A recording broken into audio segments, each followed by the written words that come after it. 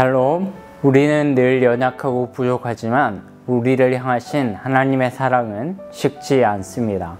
언제나 그분 안에 거하며 그분의 말씀으로 부요함을 누리시는 성도님들 되시기를 축복합니다. 오늘 함께 보실 말씀은 시편 14편 말씀입니다. 제14편 다윗의 시. 인도자를 따라 부르는 노래. 어리석은 자는 그의 마음에 이르기를 하나님이 없다 하는도다. 그들은 부패하고 그 행실이 가증하니 선을 행하는 자가 없도다. 여호와께서 하늘에서 인생을 굽어 살피사 지각이 있어 하나님을 찾는 자가 있는가 보려 하신즉 다 치우쳐 함께 더러운 자가 되고 선을 행하는 자가 없으니 하나도 없도다. 죄악을 행하는 자는 다 무지하냐? 그들이 떡 먹듯이 내 백성을 먹으면서 여호와를 부르지 아니하는도다. 그러나 거기서 그들은 두려워하고 두려워하였으니 하나님이 의인의 세대에 계심이로다. 너희가 가난한 자의 계획을 부끄럽게 하나 오직 여호와는 그의 피난처가 되시도다. 이스라엘의 구원이 시온에서 나오기를 원하도다. 여호와께서 그의 백성을 포로된 곳에서 돌이키실 때 야곱이 즐거워하고 이스라엘이 기뻐하리로다. 오늘 본문은 하나님 없이 살아가는 인생들의 어리석음과 허무함에 대해서 묘사하는 다윗의 시입니다. 참고로 이 시는 나중에 살펴보게 될 시편 53편과 거의 똑같은데요. 똑같은 시가 두 번이나 반복될 만큼 성경은 이 문제를 심각하게 다루고 있다는 것입니다. 1절 말씀을 한번 볼까요? 어리석은 자는 그 마음에 이르기를 하나님이 없다 하는도다. 그들은 부패하고 그 행실이 가증하니 선을 행하는 자가 없도다. 여기서 성경은 어리석은 자가 누구인지를 정의해 줍니다.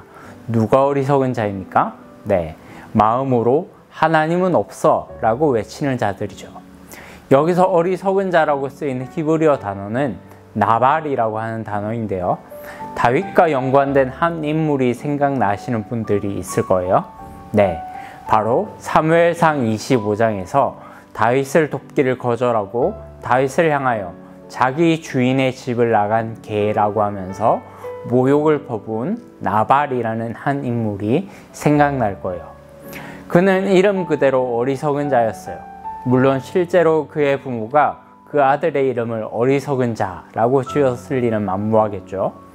그의 별명이 후대의 사람들에게 마치 본명처럼 불리어지게 됐을 확률이 높습니다. 하나님과 함께하는 다윗을 돕지 않은 것은 곧 하나님을 의지하지 않은 자라는 반증입니다. 지금 우리가 살아가는 이 세상은 어떤가요? 하나님이 없다고 말하는 무신론자들이 많습니다. 그러나 세상적인 스펙으로 보면 그들은 어리석지 않아요. 오히려 정말 똑똑한 경우가 대부분입니다. 그들 중에는 박사도 있고요. 대중적으로 인기를 얻고 있는 강연자도 있고 세계적인 석학들도 있고 정치인들도 있습니다. 그러나 그들은 인간의 능력을 너무 과신해서 인간의 능력으로 파악할 수 없거나 과학적으로 증명할 수 없는 사실들에 대해서 너무 쉽게 이건 가짜야, 이건 신화에 불과한 이야기일 뿐이야 라고 결론을 내립니다. 그러나 세상에는 인간의 머리로, 인간의 눈으로 볼 수 없고 생각할 수 없지만 진리인 것들이 많습니다.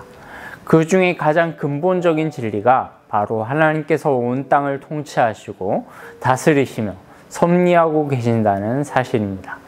이것을 알지 못하는 자는 제 아무리 박사학위를 몇 개씩 소유하고 있고 명문대를 나오고 돈이 많다 할지라도 어리석은 자에 불과합니다. 계속해서 2절, 3절 말씀을 보실까요? 여호와께서 하늘에서 인생을 굽어 살피사 지각이 있어 하나님을 찾는 자가 있는가 보려 하신즉 다 치우쳐 함께 더러운 자가 되고 선을 행하는 자가 없으니 하나도 없도다. 이 땅의 인류는 자신을 위한 것에는 굉장한 지혜를 발휘하지만 하나님을 찾는 것에는 놀라울 정도로 무지합니다. 이것이 아담의 후손으로 태어난 인간들의 비참한 실존인 것이죠. 여기서 선을 행한다고 하는 것은 하나님께서 세우신 선함의 기준, 즉 율법을 지키며 살아가는 것을 뜻해요.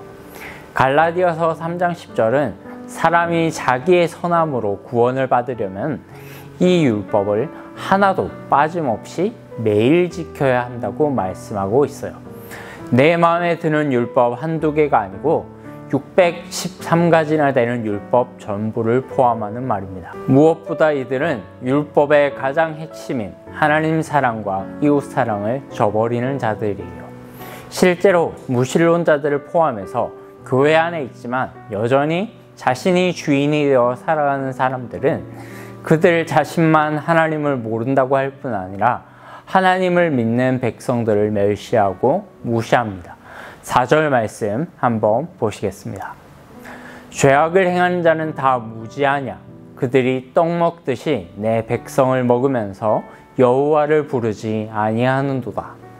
다윗은 죄악을 행하는 자들이 어쩜 이렇게 무지할 수가 있냐? 라고 스스로 질문하면서 탄식합니다. 다윗이 생각하는 죄인들의 무지는 두 가지인데요. 첫째는 하나님을 모르는 무지이고 두 번째는 하나님의 백성들을 괴롭히고 그들의 삶을 회방하는 것을 무지하다라고 말합니다.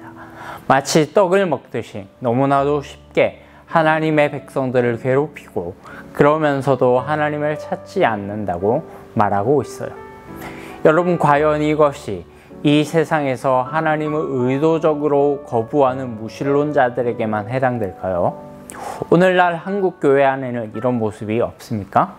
입술로는 주여 주여 외치지만 행위로는 도무지 신자라고 볼 수 없는 일들을 서슴없이 하고 다니는 교회에 다니는 사람들이 너무나도 많지 않나요? 그런 모습을 볼 때 오히려 새가족들이 시험에 들지 않겠습니까? 아, 교회 다녀도 탈세해도 되는구나. 아, 교회 다녀도 이런 비리 정도는 저질러도 되는구나. 아, 교회 다녀도 주일날 개인적인 일이 생기면 아무렇게나 예배 빠져도 되는구나 라고 생각하지 않을까요? 또 진짜 신실한 자들이 그런 사람들 때문에 직장에서 더 시험에 듭니다. 야, 이 과장도 예수 믿는 사람인데 술 먹고 담배 피고 할 거 다 해. 근데 너는 왜 이렇게 빡빡하게 구냐? 라고 하면서 은근히 조롱하는 것이지요. 그것이 바로 오늘 본문에서 말하는 믿는 자들을 회방하고 괴롭히는 것입니다. 사랑하는 여러분, 교회는 다니지만 이 세상에서는 믿지 않는 자처럼 행동하는 사람들을 볼 때 우리 역시 그냥 마음 편하게 세상 살고 싶은 생각이 들 수 있어요. 왜냐하면 우리도 무슨 대단한 불굴의 의지를 가진 사람들이 아니라 연약한 인간에 불과하기 때문입니다. 그러나 그런 마음을 먹다가도 다시 마음을 고쳐먹고 하나님의 백성답게 살기를 결단하는 사람들이 바로 우리들입니다. 6절, 7절에서 말씀하시는 하나님의 신실하신 약속 때문에 그렇습니다. 한번 6절, 7절 같이 읽어보겠습니다. 너희가 가난한 자의 계획을 부끄럽게 하나 오직 여호와는 그의 피난처가 되시는도다. 이스라엘의 구원이 시온에서 나오기를 원하도다. 여호와께서 그의 백성을 포로된 곳에서 돌이키실 때에 야곱이 즐거워하고 이스라엘이 기뻐하리로다. 사랑하는 여러분, 세상에 아무리 악이 성행한다 할지라도 하나님을 모르는 자들이 우리를 멸시하고 교회 다니지만 실제로는 세상 사람들과 다를 바 없는 삶을 살아가는 사람들 때문에 진짜 신실한 자들이 고통받는다 할지라도 우리가 실망해서는 안 되는 단 한 가지 이유가 있습니다. 하나님께서는 영원히 신실하시다는 것 때문입니다. 그분은 거룩한 산 시온에서 이스라엘을 향한 구원을 베푸실 것입니다. 바로 오늘날 우리는 예수 그리스도를 통하여 이 구원을 맛보았고 앞으로 주께서 영광 중에 재림하실 때 모든 무지하고 어리석은 자들을 심판하실 거예요. 이 언약에 신실하신 하나님을 의지하고 오늘 하루를 복되게 살아가시는 성도님들 되시기를 주님의 이름으로 축원합니다.